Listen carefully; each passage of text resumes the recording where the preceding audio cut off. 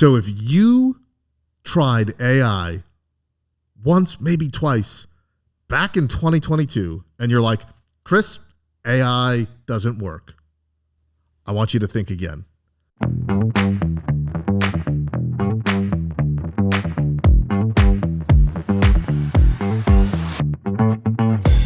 Join us for Impact Live 2024 in Hartford, Connecticut this October 14th through the 16th. Over 3 days, business owners, CEOs, and marketing and sales leaders will learn proven strategies to drive business growth. Attend expert-led sessions on marketing, sales, leadership, and AI, and get a chance to network with industry pros just like yourself. Discover how companies like yours are dominating their markets. Secure your spot at impactplus.com/impact-5. And for all of our Endless Customers listeners, we have an exclusive discount code that'll save you $100. So when you're on the checkout page, just enter the code ECPOD100 in all caps for $100 off. We'll see you there at Impact Live 2024 up in Hartford, October 14th through the 16th. Welcome back to Endless Customers, the show that teaches you how to earn trust and win more business in the age of AI. I'm your host, Alex Winter, and today we are joined by Chris Duprey, a principal coach here at Impact. Chris, welcome back. What's up, man? Not much, hanging in. I'm excited to talk to you. This is going to be a good conversation today. What's going on with you? Everything good? Yeah. Yeah? Yeah, I mean, can't complain. I've been flying all over the country talking about, right, in a age of AI. So happy to share and talk about everything. That's exactly why we have you on the show, because I wanted to pick your brain about AI. I wanted to nerd out and just not get into the weeds on the specifics of tools necessarily, but more talking about how much you've been traveling and educating people on AI, and a lot of corporations and companies that maybe had fears, worries, doubts, concerns about implementing it, the safety behind it, all the things. So I think a good place to start is what have you been seeing on the streets? What's been going on out in the world with AI and just what your experiences have been? I think the funniest thing is how clearly the marketing world is a vacuum or a silo where we've been talking about AI since before it was even launched, right? 100%. I mean, if you go back, Paul Roetzer talked about it in 2017 at the first Impact Live. Yep. Right? Oh, yeah. Paul and the guys over at Maycon have been, talking about it for a long time. But here's the thing. Even though it's been all over the news and every business is talking about it and every Vistage chair in America and Canada wants to talk about it, the level of understanding that people have of it is incredibly slim. Wow. Right? Okay. So I start every workshop, whether it's with a CEO group or with a company, on a scale of 0 to 10.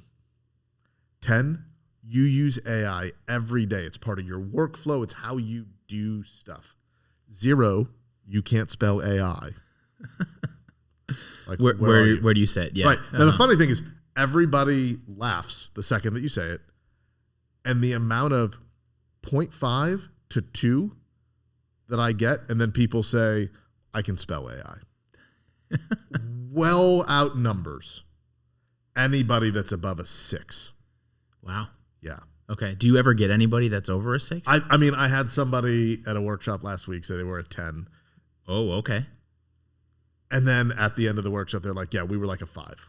We had no idea. Right. Gotcha. But you have this huge spectrum. And I think we originally thought, and this is Bob and I, as we talked about this, I think we originally thought you were going to have really far ends of the spectrum where people were like, AI should do everything. We don't need humans, or no AI. I'm keeping it as far out of my business as possible. Right. Well, those are the two ends of the spectrum. Mm-hmm. What I found is more people just don't know anything. So they're not no AI. They're it's just cheesy. It just helps you write poems and stuff. Yeah. It's for college kids to cheat on their papers. Yeah. Or they'll say, well, it's just not as good as Googling something. Yeah. Which led me to this whole big thing of, and that's what I've now started to ask this, is most people again, this is not like a speculation. This is, I've probably talked to, I don't know, 500 or 600 people since December about this topic.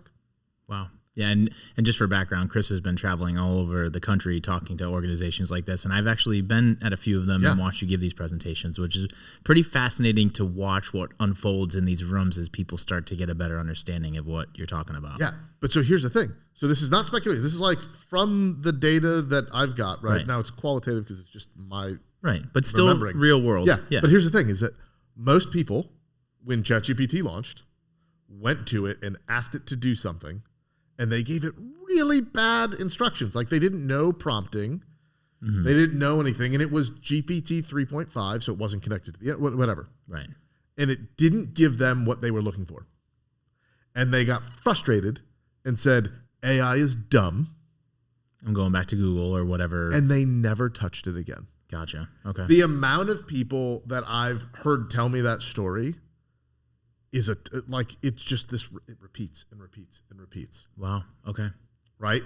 And so I think the biggest thing that I've seen is that in 3 hours, you can take people from it's the dumbest thing ever, or I can spell it, but that's all I know, to holy smokes, this could help us. Yeah. Has been transformational seeing it. No, and I've seen you do it too. There was one company, they were in the security space. Yep. And I think the vibe in the room when you started was fear. It was very much like, we're a security company. AI is cheating. It was very much a fear-based thing. And I don't even think it took 15 minutes before you already had people getting a little bit more excited and the fear was subsiding and the curiosity was starting to spark. And it was really cool to see that unfold because I didn't expect that turn to happen so quickly. Yeah. I mean, I remember that. Yeah. And I'm really glad that it worked out the way that it did, right? It did. It worked out good. but this is the thing is, so again, like, you know, we recorded an episode a bit ago about alignment day for endless customers. And the thing that we talked about is you have to educate people so they no longer have the fear so that they don't resist. Right. Same thing applies to artificial intelligence. And so when we're fearful, it's because we don't know what we don't know. And so it's just been really fascinating helping companies see some of these things and see the use cases and see how they could apply them. And it's not like a bunch of, you know, Gen Z folks. I'm talking age ranges from, you know, Gen Z to some of the folks in these rooms have been, you know, whatever the generation before baby boomers was. Right. Right. So it's a wide spectrum. Huge spectrum. Yeah. And, you know, I could speak from my own experiences. I was a little afraid at first, too, especially coming out of the video world and video profession. I was concerned that this is just going to basically replace me. Right.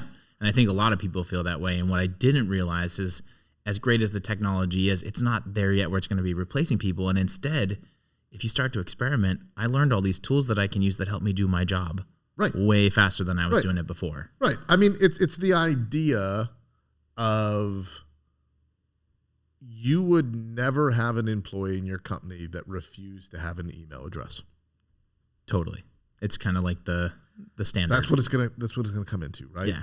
And so while it'll affect jobs, the internet affected jobs. We're not going to take the internet away, are we? No, because it created a whole bunch more. Right. Right. But you have to share this stuff, right? And that's why we do the workshops. Yeah. And I think it's okay to be afraid because that was part of like the 100%. vulnerability with me. Is like I was afraid too. I think it's almost part of the journey of like you start off in fear and concern because it's unknown. Yeah. And then the basis is you have to educate and learn, and that's how you start to get over those hurdles. 100%. Yeah. 100%. And what's been fascinating is most use cases that you see right now, right, are in this like sales and marketing realm. Create this landing page faster, create this article, create the blah, blah, blah, blah.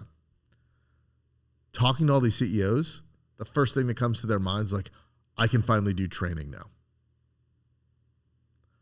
I can make onboarding easier. I can make all these mandatory sessions that I have to have. I can use AI video. I can make things multilingual without having to find somebody to translate. Like, yeah, it just opens this ability to do things that we all know we need to do, but they all, if we're thinking about priorities, we're going to shoot the video to drive sales before we're going to shoot the training video.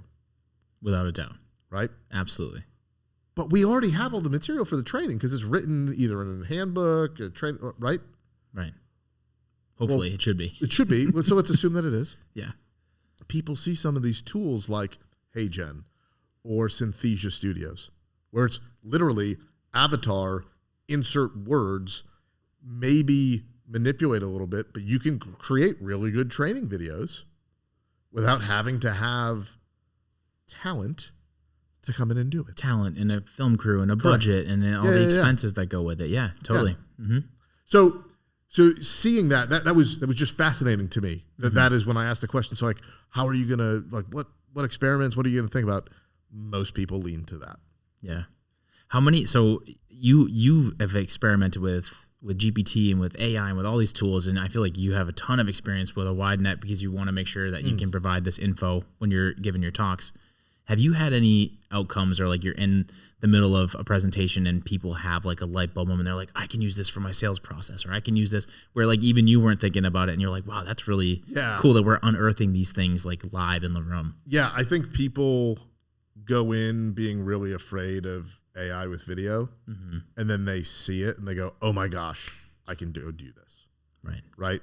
I think the biggest thing that is like that people just can't believe is I used a tool, HeyGen, and you saw this. I used a tool, HeyGen. It creates an avatar of yourself.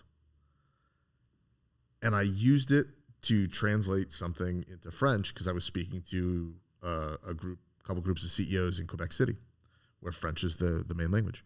And whilst my last name is Duprey and my whole family is from Quebec, I don't speak French. Right.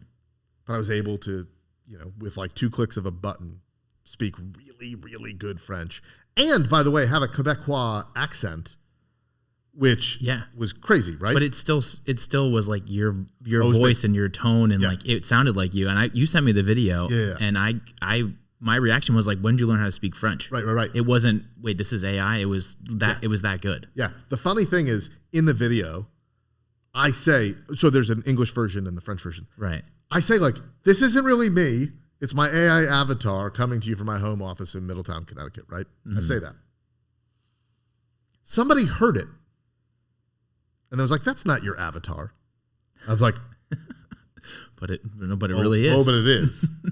And they're like, no, that's you. I was like, I mean, it's me in AI, but right? And so like lots of eye openers with that one. Yeah, that's a great example.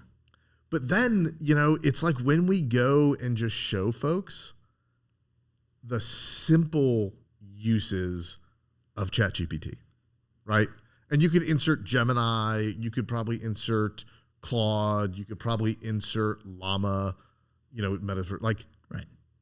But just the whole idea of how do you interface with a GPT style large language model? And people are just blown away of like, you can have conversations with it. Yeah.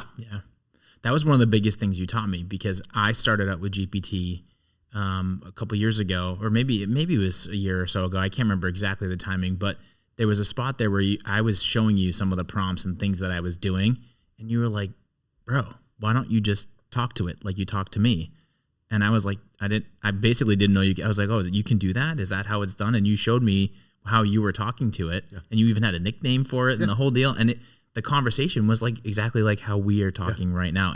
But the results you were getting were way better than the results I was getting from the prompts I was putting in. I think that goes back earlier to like, if you don't know how to prompt it, you don't know how to talk to it, it limits the results you're going to get back. Right. So there's a whole science to that too. And like the funny thing is, so now if you take ChatGPT 4.0, it doesn't matter how you prompt it.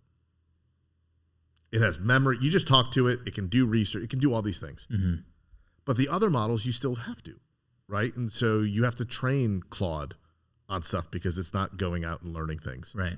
I was going to ask you that too, because I feel like the latest thing right now, and it's changing the landscape, is like every week it's something different. But right now I feel like it's Claude and GPT. Like which one's better? Which one is the better LLM and has better responses or better, sounds more human or whatever you want to call it? Yeah. What's your take on that? I mean, I think that there is data that people will run about the performance of a large language model to have very quantitative data on which one's faster, better, blah, blah, blah. Sure. That ain't this guy. Okay. Okay. And out of the box, what I've heard, and I think I've seen too, is that Claude writes more like a human. Okay. But notice I said out of the box. Okay. Yeah. So I've been working with ChatGPT for the last year. And I have a ChatGPT Teams account, so it's secured, and I pay for it. So I've got the 4.0 version, which has memory. Okay. So It's not like I have to go into each conversation and go back to it. Like my thing has memory. Right. So when I call it pal, it says, "What's up, Chris?" Right. It learns. Right. Yeah. But it uses my name, and I can say all these other things. Right. So yesterday I did a little experiment. I took a topic I wanted to write about, went to Claude, I free wrote in Claude, and it asked me a bunch of questions because I told it, it asked me like 6 questions. Sure. And it came up with an article. I then copied and pasted the exact same prompt with the exact same free writing into GPT. It asked me different questions. And then it wrote me an article. And if you were to read them, you would say you wrote that one. And it was a ChatGPT one. I was just about to say, which one was the... Right, because so the Claude one talked about all the things I talked about. It did not sound computer generated. It sounded human, but it didn't sound like Chris Duprey because I haven't trained Claude. Gotcha. ChatGPT used language like I use, right? Because I've talked to it so much. Right. And so I think, my original experiment was like, which is better at writing? And I think I found a different result, which is while the technicalities, one might be better than the other. If you invest time in one, it's likely going to do what you'd like it to do. Sure. Right? Sure. And so my new hypothesis is find the model that you're comfortable and that you're working with. Like I tried to do that with Gemini, Google's version. I just didn't love how it interacted. And I was so used to chat, and chat's so much far. Like chat's got a desktop app. It's got an iPhone app. It's got all this stuff. And so it's searching the internet. I can do it. I can use it wherever. And so I've just trained it to do what I want it to do. Right. To the point of I can be like, hey, what did I say about this thing before so that we can keep going? And hey, Chris, here's what you said before, right? It's super great.